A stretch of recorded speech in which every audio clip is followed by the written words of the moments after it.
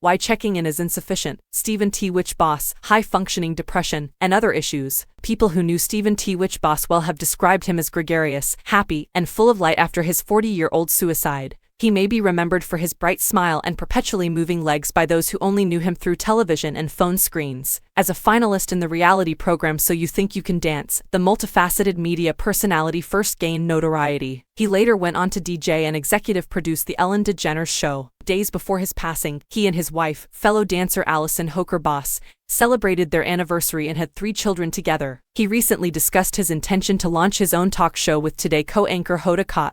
Since Dec. 13, many people have found it difficult to connect Boss's public persona and career with someone who committed suicide. This has sparked a discussion regarding high-functioning depression in various social media circles. One Twitter user with a doctor's bio wrote, "High-functioning depression is a genuine illness, and it can have major effects if not addressed and treated." Another influencer, Shishi Rose, uploaded a carousel of tweet images on Instagram along with a comment that criticized the commonly held belief that checking in is sufficient to prevent suicidal thoughts. According to one of the tweets, high-functioning depression is scary as f**k since no one knows you're not okay, and even if you say something, no one appreciates the severity because you don't seem like someone who is dropping off the deep end. Another tweeter stated, "Please pray for Twitch's wife and children, and remember to keep an eye on your strong pals. There is a high-functioning depression. Snooze in paradise. What is depression with good functioning?" Rita Walker, PhD, a psychologist and a pioneer in the study of suicide in the Black community, notes that the term high-functioning depression is a common phrase rather than a formal professional diagnosis. Major depressive disorder is the recognized diagnosis for depression. Depression is a general term that covers a wide range of conditions. To qualify for major depressive illness, you must experience at least 5 of these symptoms,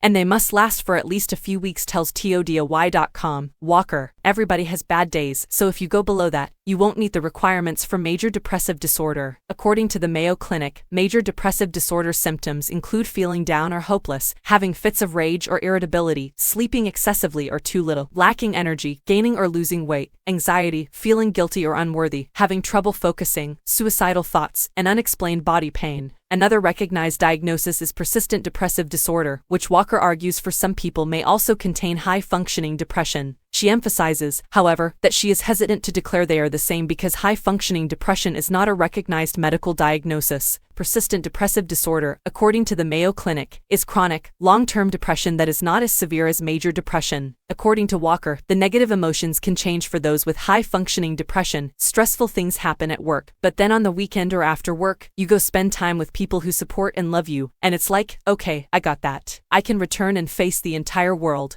According to her, it's typical for depressed people to become the life of the party in an effort to compensate for their empty feelings. I once saw So You Think You Can Dance in tWitch, and I can't help but question if the folks who appear to be the happiest occasionally are actually working to make something for themselves, says Walker.